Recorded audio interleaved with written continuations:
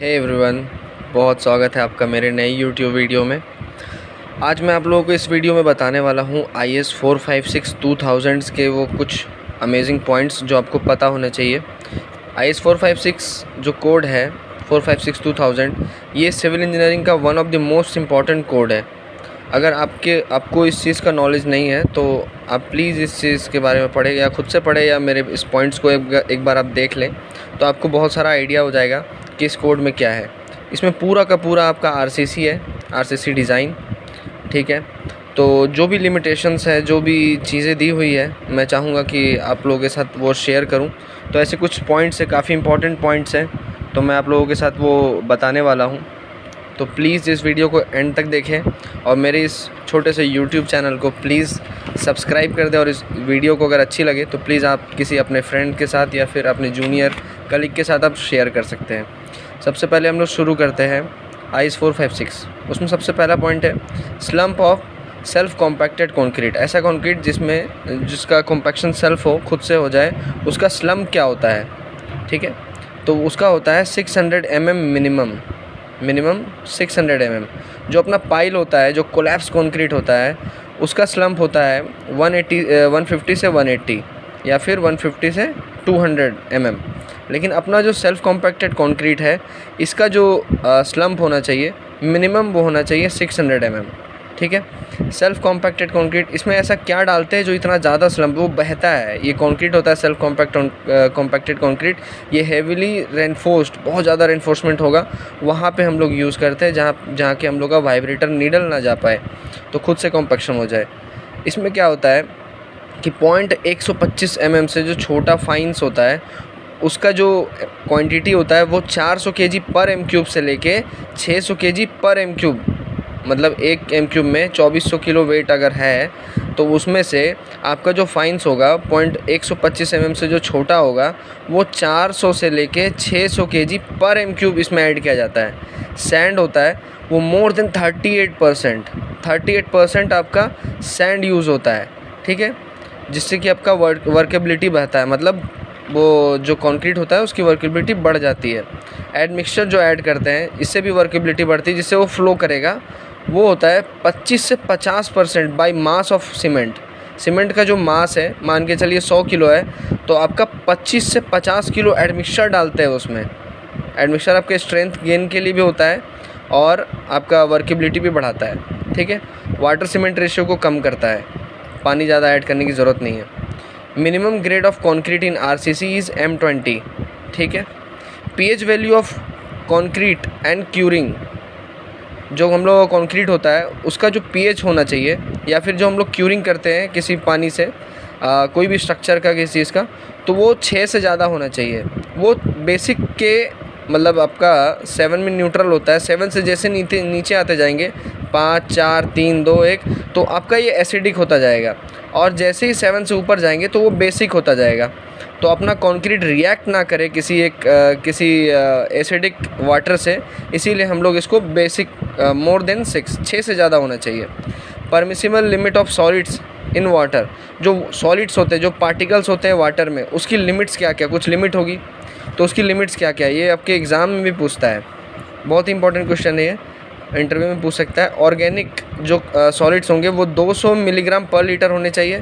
Inorganic 3000 milligram पर litre होने चाहिए, ठीक है। सल्फेट 400 मिलीग्राम पर लीटर होने चाहिए, और क्लोराइड वो होने चाहिए 2000 मिलीग्राम पर litre.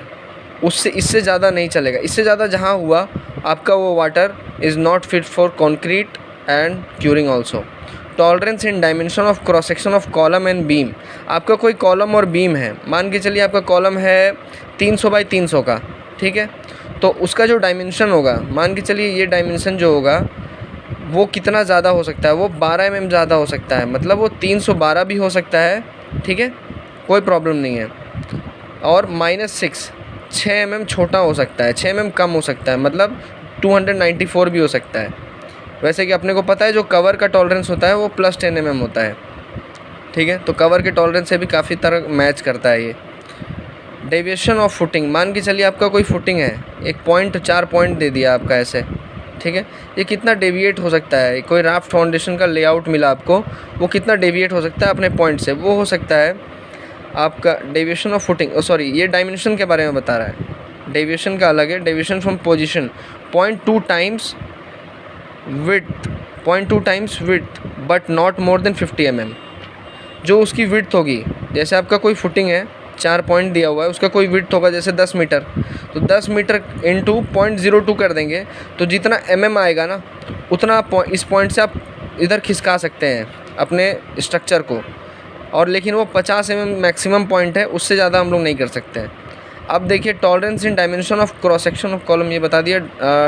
Deviation of footing, footing dimension, जैसे आपका कोई फुटिंग है उसका डायमेंशन में क्या डेविएशन हो सकता है, वो 50 mm बड़ा हो सकता है और 12 mm छोटा हो सकता है। मान के चलिए आपका कोई फुटिंग है 10 मीटर बाई 30 मीटर का, तो वो 30 मीटर 50 mm हो सकता है, 10 मीटर 50 mm हो सकता है। वो 50 mm आपका रिलैक्सेशन है कि वो फुटिंग आपका बड़ा हो सकता है और 12 mm तक छोटा हो सकता है। ठीक है, ये पॉइंट आपको बता दिया कितना डेविएट कर सकता है, 0.0 टाइम्स इंटू विड्थ, जो विड्थ है उसका, लेकिन 50 mm से ज़्यादा नहीं। ठीक है, थिकनेस, ये बहुत इंपॉर्टेंट क्वेश्चन है। मान के चलिए आपका कोई स्लैब है 200 mm का, ठीक है, 200 mm का स्लैब है। अब वो कितना, उसका थिकनेस हम लोग कितना बढ़ा सकते हैं, कितना कम कर सकते हैं। ठीक है, कभी कभी अपने को बढ़ाना पड़ जाता है, तो कितना बढ़ा सकते हैं थिकनेस, तो वो होता है plus minus 0.05 times of the specified thickness. ठीक है, तो 200 mm इंटू 0.05 से मल्टीप्लाई कर देंगे तो आपका एक mm में आ जाएगा, जैसे 10 mm आ गया, 12 mm आ गया, कोई थिकनेस आएगा, वो उतना आपका जो डायमेंशन है उससे आप बढ़ा सकते हो अपने स्लैब को, आपके किसी भी कोई भी थिकनेस वाली चीज़ को, जैसे आपका पाइल कैप हो गया, ठीक है, वो सब चीज़ों को, ये स्लैब हो गया, बीम हो गया, उसके थिकनेस को ऐसे बढ़ा सकते हो। नंबर ऑफ़ सैम्पल्स, कितने सैम्पल्स हम लोग कलेक्ट करते हैं कंक्रीट के टाइम, 1 से 5 m³ अगर कर रहे हैं तो 1 सैम्पल हम लोग करेंगे। ठीक है, एक सैंपल में आपके 3-4 क्यूब का पहला सैंपल में 6 क्यूब कास्ट होता है, उसके बाद आपका 3-3 क्यूब कास्ट होता है पर सैंपल। ठीक है, फिर 6 से 15 m³ में 2 सैंपल, मतलब 2 × 3 6 क्यूब्स। 16 से 30 में 3 × 3 9 क्यूब्स। 31 से 50 में 4 क्यूब इंटू 3 मतलब 12 क्यूब। 51 से अगर ज़्यादा होता है तो 4 तो हम लोग कास्ट कर ही रहे थे, +1 ईच 50 m³। अब 50 m³ बढ़ता जाएगा तो एक क्यूब एक्स्ट्रा कास्ट करते रहेंगे। आप इसको लिख लीजिएगा, बहुत ही इंपॉर्टेंट है। Variation should not be more than ±15% of average. आपका कोई स्ट्रेंथ से हम लोग यूटीएम मशीन से उसका स्ट्रेंथ चेक करेंगे, कितना स्ट्रेंथ दे रहा है वो क्यूब का, उसका कैरेक्टरिस्टिक स्ट्रेंथ जो है, जैसे अपना कोई ग्रेड है M35, तो ये 35 उसका कैरेक्टरिस्टिक स्ट्रेंथ होता है, जिसमें कि 97% of the sample 100 cube cast हुआ है, उसमें 97% 35 से ज़्यादा का स्ट्रेंथ देना चाहिए, 35 kN पर मीटर स्क्वायर। कल मीटर चेक करना पड़ेगा, सॉरी। ठीक है, meter cube. Deviation should not be more than ±15% of average. ±15% of average मतलब कोई एक एवरेज कंप्रेसिव स्ट्रेंथ आएगा, उसका डेविएशन कोई सा भी क्यूब, जो जितने भी क्यूब कास्ट हो रहे हैं उसमें से जो सबसे मिनिमम भी स्ट्रेंथ देना, तो उससे 15% कम ना दे। जैसे 35 का 15% निकाल लीजिए, उससे कम नहीं आना चाहिए।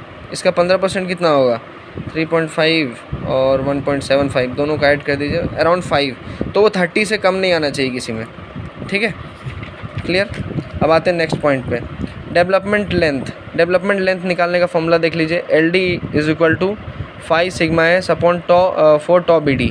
ठीक है, टॉ का अपना जो डिज़ाइन बॉन्ड स्ट्रेस टॉ BD होता है, M20 का ये होता है, M25 का 1.4, M30 का 1.5, ऐसा करके दिया हुआ है। अब इसको यहाँ पुट करें, 5 मतलब dia of steel, sigma S आपका हो गया स्ट्रेस्ड बार। ठीक है, for HYSD bar, high yield strength deformed bar, इसका क्या है, टॉ BD जो होता है, जो ये वैल्यू है वो 1.60 टाइम्स इंक्रीज़ हो जाएगी, मतलब 60% इंक्रीज़ हो जाएगी। जो वैल्यू आ रही है इसकी 60% आप निकाल लीजिए, उससे ज़्यादा वैल्यू अगर आप ये बार यूज़ कर रहे हैं तो आपको यूज़ करना है।